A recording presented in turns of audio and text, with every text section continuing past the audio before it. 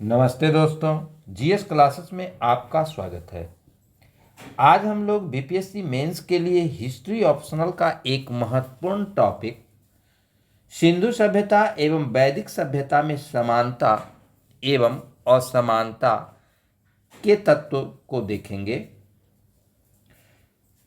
जो बीपीएससी मुख्य परीक्षा एवं अन्य सिविल सेवाओं के मुख्य परीक्षा के लिए काफ़ी महत्वपूर्ण है। दोस्तों, हड़प्पा सभ्यता एवं वैदिक सभ्यता भारत की दो प्राचीनतम सभ्यताओं में से एक है। इसकी उत्पत्ति अलग अलग समयों में हुई थी, जिसके कारण दोनों सभ्यताओं में कुछ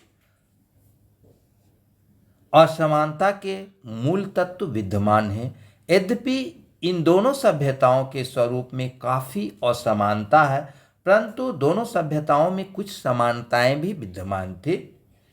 तो सर्वप्रथम हम लोग हड़प्पा सभ्यता एवं वैदिक सभ्यता में क्या समानता थी उसको देखेंगे, यानी कि समानता के तत्व क्या क्या थे उस पर गौर करेंगे। उसके बाद दोनों सभ्यताओं में असमानता के तत्व क्या थे उसको देखेंगे। तो सर्वप्रथम हम लोग देखते हैं समानता के तत्व को। तो भौगोलिक विस्तार के स्तर पर देखें तो हड़प्पा सभ्यता और वैदिक सभ्यता दोनों का क्षेत्र खासकर ऋग्वैदिक काल का समान देखने को मिलता है, यानी कि हड़प्पा काल का जो भौगोलिक विस्तार था वह सप्त सिंधु प्रदेश में था, जबकि ऋग्वैदिक लोगों का मुख्य संकेंद्रण भी इन्हीं क्षेत्रों में था। सिंधु क्षेत्र का विस्तार को अगर हम देखें तो इसका विस्तार पश्चिम में अफगानिस्तान से पूर्व में गंगा यमुना दोआब तक था, जबकि उत्तर में हिमालय से लेके दक्षिण में विंध्य पर्वतमाला तक था।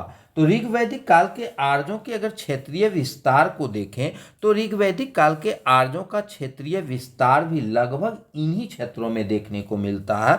तो इस आधार पर हम लोग कह सकते हैं कि भौगोलिक विस्तार के स्तर पर दोनों में कुछ समानताएं थी। अब देखते हैं दोनों सभ्यताओं का विस्तार नदियों के किनारे हुआ।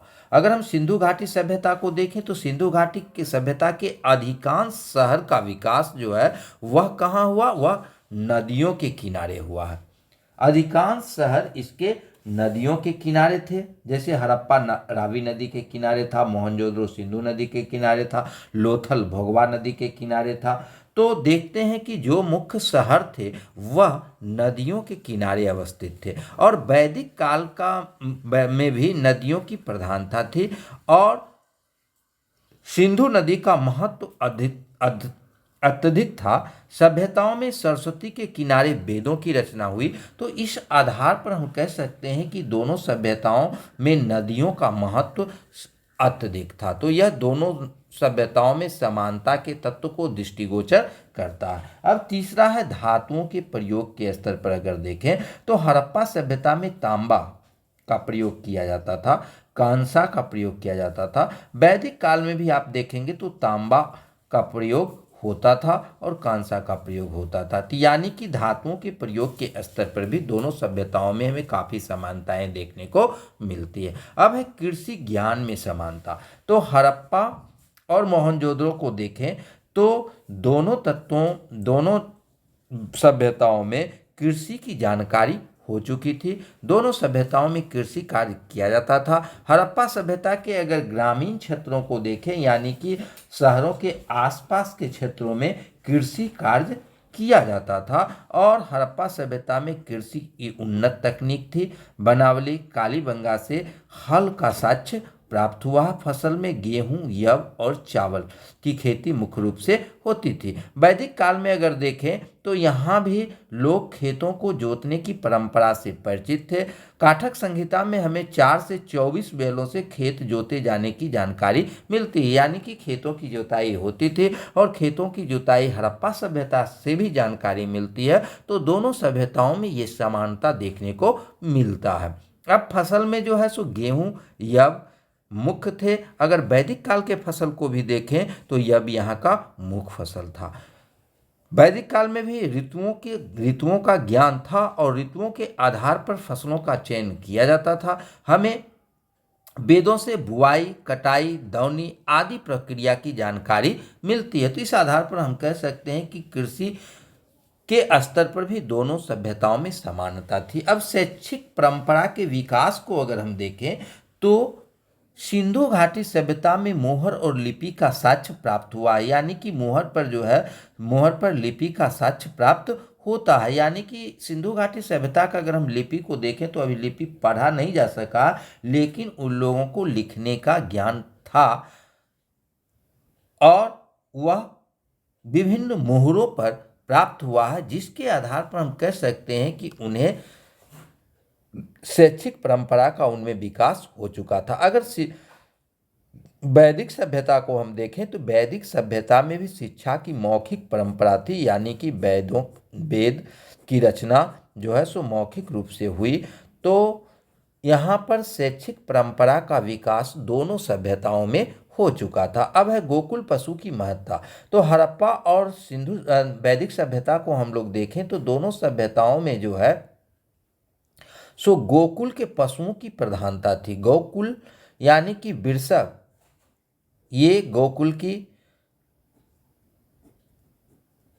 पशु है और इसकी प्रधानता थी। और वैदिक काल में भी हम जो है सो गाय का सर्वाधिक महत्व देखते हैं, यानी कि वैदिक काल में गाय सर्वाधिक महत्वपूर्ण जानवर था और यह जो है सो सभी गतिविधि के केंद्र के रूप में, यानी कि वैदिक काल की सभी गतिविधियां गाय पर आधारित थी। इनकी आर्थिक सामाजिक गतिविधि के केंद्र के रूप में हम गाय के महत्व को देख सकते हैं, इसके धार्मिक महत्ता को भी देख सकते हैं। तो इस प्रकार हम देखते हैं कि दोनों ही सभ्यताओं में गोकुल की पशुओं की प्रधानता थी। अब धार्मिक दृष्टिकोण से अगर हम प्रधानता को देखें तो हड़प्पा सभ्यता में भी प्राकृतिक पूजक थे, वैदिक कालीन भी प्राकृतिक पूजक थे। अग्नि की प्रधानता हम हड़प्पा सभ्यता में भी देखते हैं, कई जगहों से जो है सो अग्नि कुंड के साक्ष्य मिले हैं और अग्नि की प्रधानता हम वैदिक काल में भी देखते हैं। शिव यानी कि पशुपति मोहर से हमें आदि शिव की जानकारी प्राप्त होती है और वैदिक काल में हमें रुद्र की चर्चा मिलती है, जो कहीं न कहीं इनके धार्मिक दृष्टिकोण को समानता की ओर इंगित करता है। अब है दोनों सभ्यताओं के निर्माण एकल स्रोत के आधार पर हुआ, यानी कि हड़प्पा सभ्यता का जो हमें जानकारी मिलती है वह मुख्य रूप से पुरातात्विक साक्ष्य के आधार पर मिलती है, क्योंकि यहाँ पर जो है सो हमें अभी लिखित जानकारी जो प्राप्त हुई है वह लिपि को पढ़ा नहीं जा सका, जिसके कारण हड़प्पा सभ्यता को जानने का एक मुख्य स्रोत जो है सो पुरातात्विक स्रोत है। अगर वैदिक काल को देखें तो वैदिक काल में जो है सो यहाँ भी एकल स्रोत ही है, यहाँ पर साहित्यिक स्रोत है, पुरातात्विक स्रोत जो है सो यहाँ पर अभाव है। तो दोनों सभ्यताओं के निर्माण एकल स्रोतों के आधार पर हुआ है, तो यहाँ कहीं न कहीं समानता हमें परिलक्षित होती है। अब है वस्तु विनिमय प्रणाली। अगर हड़प्पा सभ्यता में देखें तो मुद्रा का प्रचलन नहीं हुआ था, वस्तु विनिमय प्रणाली थी और वैदिक काल में भी जो है सो मुद्रा का प्रसार नहीं हुआ था, यहाँ भी वस्तु विनिमय प्रणाली थी। मुद्रा का विकास जो है सो 6000 BC के आसपास हुआ था। तो इसके आधार पर हम कह सकते हैं कि हड़प्पा सभ्यता और वैदिक सभ्यता में दोनों में काफ़ी समानताएं देखने को मिलती है। अब हम लोग देखते हैं दोनों सभ्यताओं में असमानता के तत्व क्या क्या थे, यानी कि दोनों सभ्यताओं में काफ़ी असमानता देखने को मिलती है और इस असमानताओं में अगर हम देखें तो इनके सब प्रथम जो असमानता है वो उद्भव के स्तर पर हम देख सकते हैं। दोनों सभ्यताओं में का उद्भव जो है सो अगर हम सिंधु घाटी सभ्यता या हड़प्पा सभ्यता को देखें तो इसका उद्भव जो है उत्तर भारत के पशुचारणिक संस्कृतियों में खोजा जा सकता है, देखा जा सकता है, यानी कि इसकी उत्पत्ति जो है सो स्थानीय स्तर पर हुई है और इसका विकास कर्मिक रूप से हुआ। हड़प्पा सभ्यता का विकास हम उत्तर भारत की पशुचारणिक संस्कृतियों में देख सकते हैं, यह स्थानीय स्तर पर हुआ है, इसका कर्मिक विकास देखने को मिलता है। जबकि अगर हम वैदिक काल के विकास को देखें तो यहाँ वैदिक काल के जो निर्माता थे वह मध्य एशिया के निवासी थे और यह विदेशी थे और इसमें क्रमिकता का अभाव देखने को मिलता है। तो उद्भव के स्तर पर जो है सो दोनों सभ्यताओं में काफ़ी असमानता देखने को मिलता है। अब हम लोग भौगोलिक स्थिति को भी देखें तो इसमें भी असमानता पाई जाती है।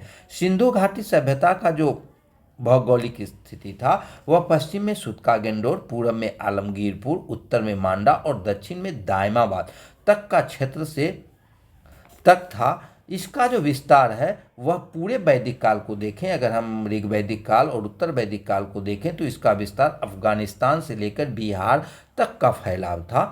हड़प्पा सभ्यता वासी जो है सो पश्चिमी समुद्र तट से परिचित थे, जबकि वैदिक काल के लोग जो है सो पश्चिमी एवं पूर्वी दोनों समुद्र तट से परिचित थे। तिथि संबंधित भी जो है सो असमानता देखने को मिलती है। हड़प्पा सभ्यता का परिपक्व अवस्था जो है, निर्माण के बारे में जो हम परिपक्व अवस्था को देखते हैं वह जो है सो 2350 से 1750 बीसी को देखते हैं। यह परिपक्व अवस्था को इंडिकेट करता है। जबकि वैदिक काल को अगर हम देखें तो वैदिक काल 1500 बीसी से 600 बीसी तक का कार्यकाल है। तो दोनों ही सभ्यताओं के तिथि क्रम में जो है सो अंतर देखने को मिलता है। दोनों ही सभ्यताओं के स्वरूप में भी काफ़ी अंतर देखने को मिलता है। अगर सिंधु घाटी सभ्यता के हम स्वरूप को देखें तो यह शहरी सभ्यता थी, यह आदि ऐतिहासिक था। इसको हड़प्पा को सभ्यता के नाम से जाना जाता है।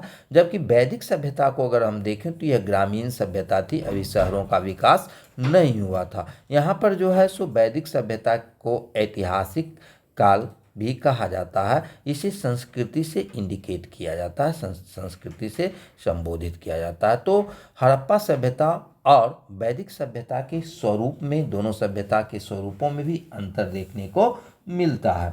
अब हम लोग देखें तकनीकी ज्ञान के स्तर पर भी दोनों सभ्यताओं में अंतर है। जैसे सिंधु घाटी सभ्यता के लोग जो थे सो लोहा से अपरिचित थे, जबकि वैदिक काल में, खासकर उत्तर वैदिक काल में लोग जो है सो लोहा से परिचित हो चुके थे।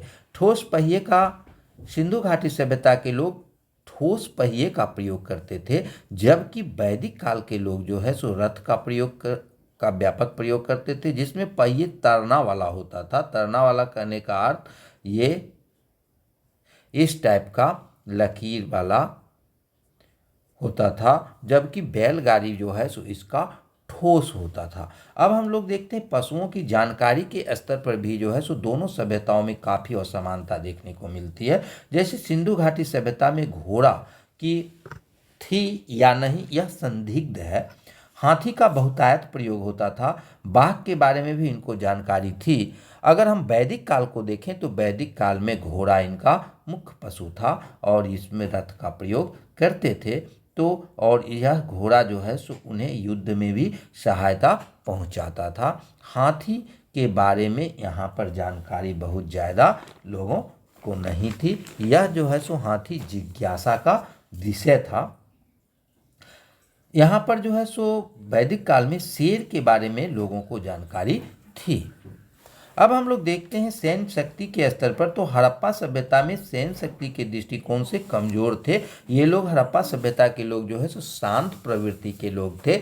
तो यहाँ पर जो है सो हमें सैन्य शक्ति का प्रयोग नहीं देखने को मिलता, लेकिन वैदिक काल में जो है सो ये लोग लड़ाकू प्रवृत्ति के थे और यहाँ पर घोड़ा का प्रयोग जो है सो सैन्य शक्ति के रूप में व्यापक पैमाने पर किया जाता था। तो इसका घोड़ा का प्रयोग वो लोग जानते थे। अब आर्थिक स्थिति को अगर हम लोग देखें तो आर्थिक स्थिति में दोनों के जीवन स्तर में जो है सो काफ़ी अंतर देखने को मिलता। हड़प्पा सभ्यता जो है सो विकसित सभ्यता थी, आर्थिक दृष्टिकोण से यह विकसित सभ्यता था, जबकि वैदिक काल जो है सो अविकसित सभ्यता था।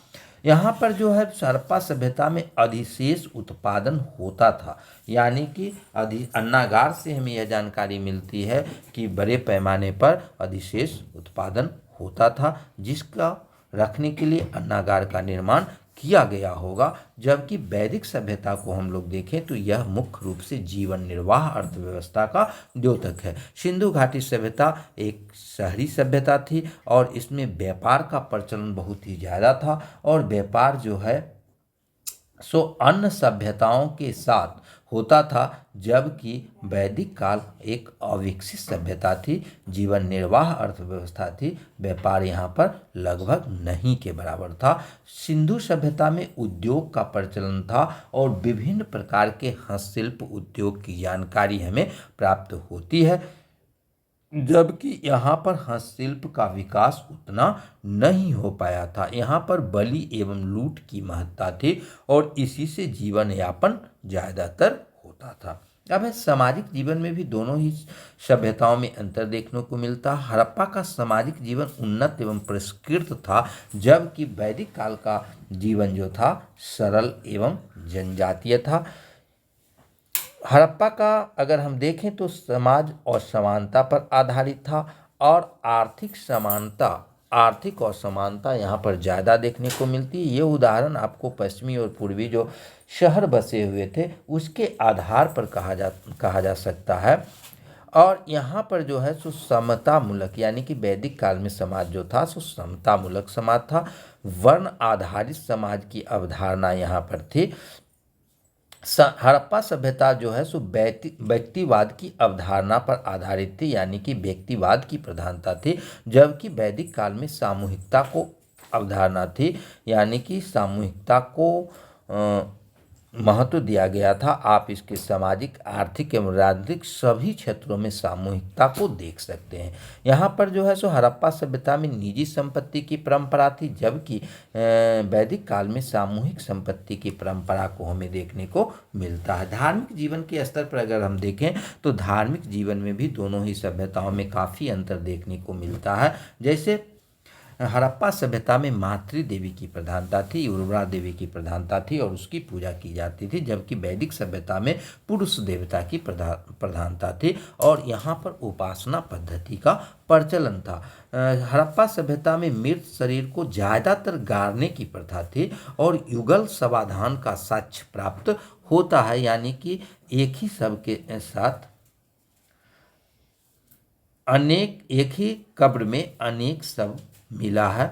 जबकि वैदिक काल में जो है सो जलाने की प्रथा प्रचलित थी और युगल शव का यहाँ पर प्रचलन का साक्ष्य नहीं प्राप्त होता। अब राजनीतिक व्यवस्था को देखें तो सिंधु घाटी सभ्यता और हड़प्पा सभ्यता, वैदिक सभ्यता में जो है सो राजनीतिक व्यवस्था में भी अंतर देखने को मिलता है। हड़प्पा सभ्यता विकसित शासन तंत्र को और इशारा करता है, चूँकि यहाँ पर केंद्रीयकृत प्रणाली की भी जानकारी प्राप्त होती है। केंद्रीकरण का आभास लगाया जाता है, क्योंकि इसकी नगर योजना थी वह व्यवस्थित ढंग से थी, यानी कि लगता था कि किसी नगरपालिका जैसी संस्था रही होगी जिसके अनुमति से या जिसके अनुसार नगरों को बसाया गया होगा। तो यहाँ पर जो है सो विकसित शासन तंत्र का आभास मिलता है, जबकि वैदिक सभ्यता में जो है सो शासन व्यवस्था अविकसित थी। कबीलाई शासन व्यवस्था का प्रचलन यहाँ पर था।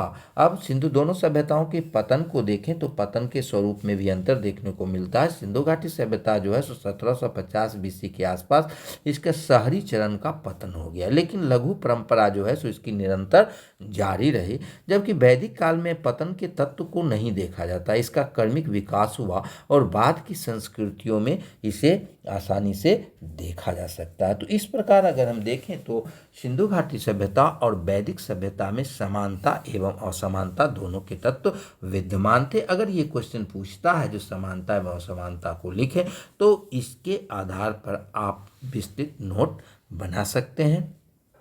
इसके साथ ही आप लोग हिस्ट्री एवं ज्योग्राफी ऑप्शनल की तैयारी के लिए हमारे चैनल से जुड़े। इसके साथ ही विभिन्न वैकेंसी के बारे में भी इस पर विशेष रूप से जानकारी दी जाती है, तो आप लोग हमारे चैनल से जुड़े। धन्यवाद।